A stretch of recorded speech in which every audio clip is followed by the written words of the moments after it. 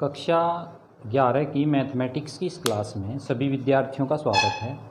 देखिए स्टूडेंट्स, कक्षा 11 का जो हमारा मैथमेटिक्स है उसमें हमारा जो पहला चैप्टर है वो सेट यानी कि समुच्चय है। मैं एक बात यहाँ आपको ये बताता हुआ चलूँ कि हमारा जो क्लास है वो सीबीएसई बोर्ड और यूपी बोर्ड दोनों ही बोर्ड के विद्यार्थियों के लिए समान रूप से उपयोगी है। दोनों ही बोर्ड के विद्यार्थी हमारे वीडियो से अच्छे तरीके से जो है वो मैथमेटिक्स सोल्व करना सीख सकते हैं। तो स्टूडेंट्स, जैसा कि हमने बताया तो हिंदी जो वर्जन है इसका, इंग्लिश और हिंदी वर्जन में दोनों को समझाता हुआ चल रहा हूँ। तो आइए जो हमारा सेट है इस पर चर्चा करते हैं। देखिए, सेट से मतलब है कि सेट क्या होता है। सेट एक कलेक्शन है। सेट क्या है? एक कलेक्शन है। किस चीज़ का कलेक्शन है? Set is a collection of well defined set is a collection of well defined things और ऑब्जेक्ट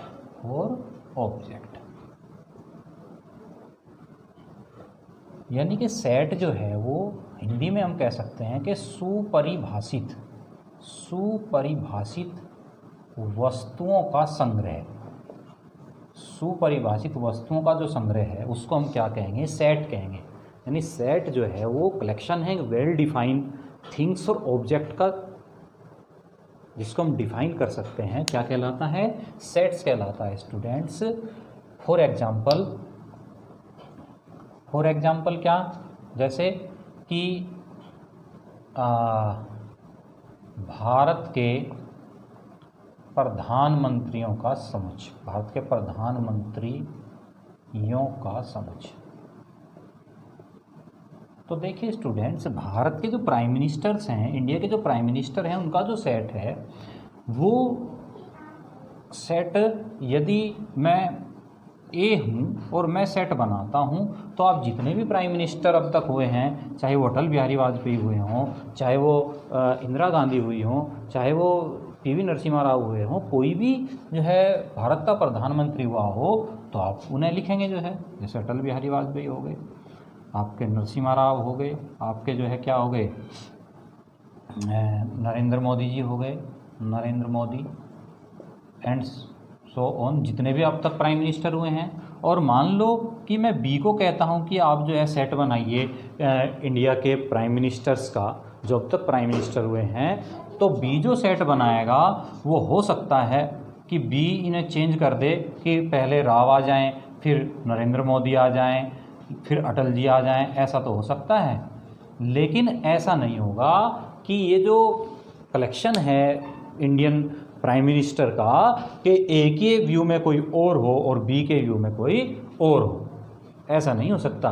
तो ये जो वेल डिफाइंड कलेक्शन है, वेल डिफाइंड कलेक्शन में देखिए जो हमारी लिखने की जो नंबरिंग है, लिखने के नंबरिंग में अंतर आ सकता है। यानी इसने अटल लिखा पहले, फिर राव लिखा, नरेंद्र मोदी लिखा ए ने, लेकिन बी ने पहले राव, नरेंद्र मोदी, अटल और जितने भी प्राइम मिनिस्टर हैं वो सभी इसमें सेट में आएंगे। तो सेट को जो रिप्रेजेंट करने का तरीका है स्टूडेंट्स, तो सेट को जो रिप्रेजेंट करने का जो हमारा मेथड है, ये जो आपका ब्रेसिस है, इस ब्रेसिस में सेट को हम लिखते हैं और सेट को लिखते समय जो है क्या करते हैं? कोमा यूज करते हैं। एक नंबर से दूसरे नंबर में या एक थिंग से दूसरे थिंग में क्या करते हैं? कोमा यूज करते हैं। सपोज कीजिए कि हमसे कहने लगे कि 10 से even number a set of even number less than 10। तो लेस देन 10 से जो कम नंबर हैं उनका हम सेट बनाएं, और इस सेट को जो हम कैपिटल लेटर में यूज़ करते हैं। स्टूडेंट्स ये ध्यान रखेंगे हमेशा कि सेट को जो हम शो करते हैं वो कैपिटल लेटर से यूज़ करते हैं, और इसमें जो सेट में हमें लेनी है इवन नंबर लेनी है, और इवन नंबर क्या लेनी है? 10 से कम लेनी है। तो इवन नंबर कहाँ से शुरू होती हैं? 2 से। 2, 4, 6, 8 और क्या आ गया? 10। 10 नहीं लेंगे। क्यों नहीं लेंगे 10?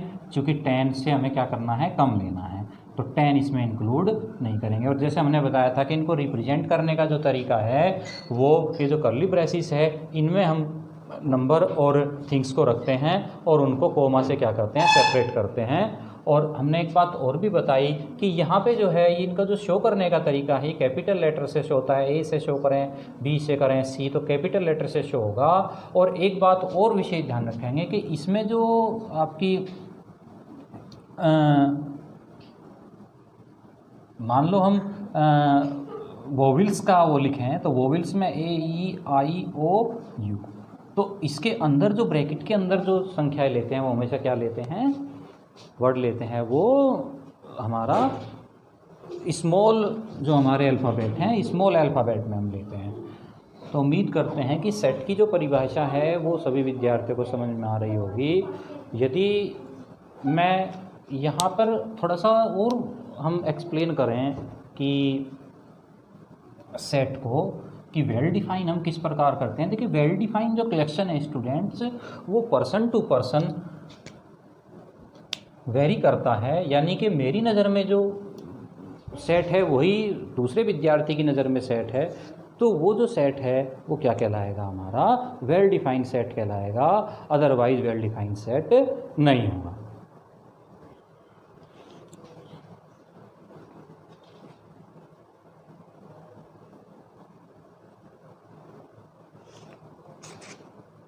और सेट को जो शो करने का मेथड है वो हमारे पास इसमें बिलोंग्स टू, एक ये इसमें जो है सब हमारा सिंबल है बिलोंग्स टू। तो मान लीजिए कि ये आपका 1 2 3 4 5 ये है और मैं कहूँ कि 1 ये कोई ए सेट है, तो मैं कहूँ 1 बिलोंग टू ए, यानी 1 जो है वो ए से क्या करता है, बिलोंग करता है, चूँकि 1 इसमें है। और मैं लिखूँ 6 बिलोंग टू ए, तो 6 तो इससे बिलोंग नहीं करता, क्यों, क्योंकि 6 इसका एक एलिमेंट है ही नहीं, तो क्या लिख देंगे 6 नॉट बिलोंग टू ए। तो ये तो बिलोंग टू ए और ये क्या हो जाएगा, इसको कट कर देंगे बीच में से, तो क्या हो जाएगा 6 नॉट बिलोंग टू ए। तो इनको जो हमारी शो करने का तरीका है, देखिए सेट को हम 2 टाइप से शो करते हैं स्टूडेंट्स। एक तो हमारा मेथड होता है शो करने का रोस्टर और टेबुलर फॉर्म। नंबर 1 रोस्टर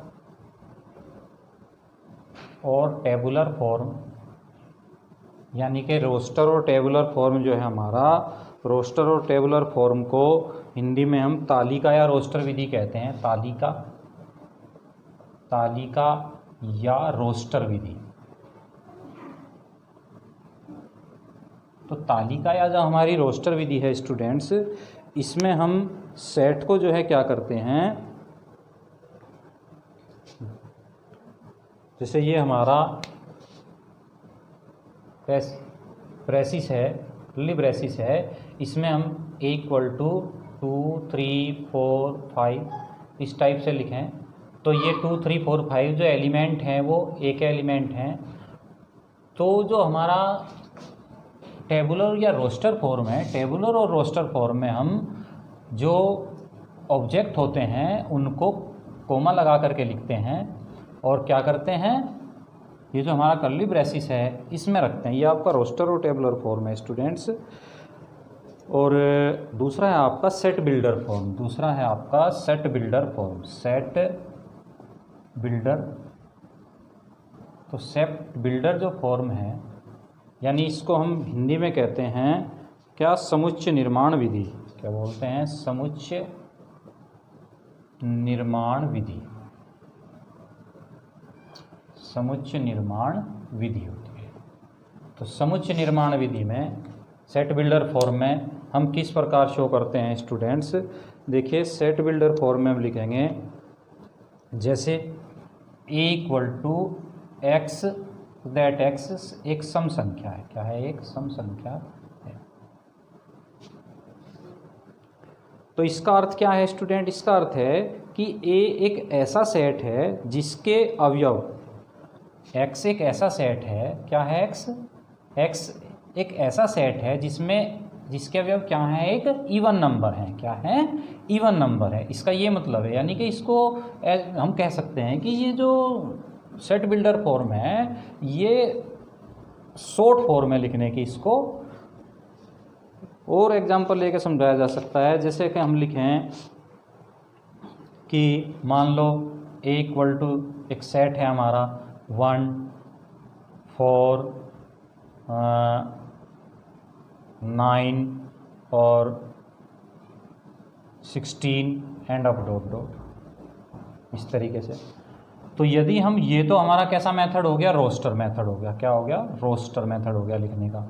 और यदि इसी को ही हम कैसे लिखें, इसी को ही हम सेट बिल्डर फॉर्म में लिखें, तो सेट बिल्डर फॉर्म में क्या लिखेंगे स्टूडेंट्स, सेट बिल्डर फॉर्म में हम लिखेंगे कि एक्स क्या है, एक पूर्ण वर्ग संख्या है। क्या है, पूर्ण वर्ग संख्या है।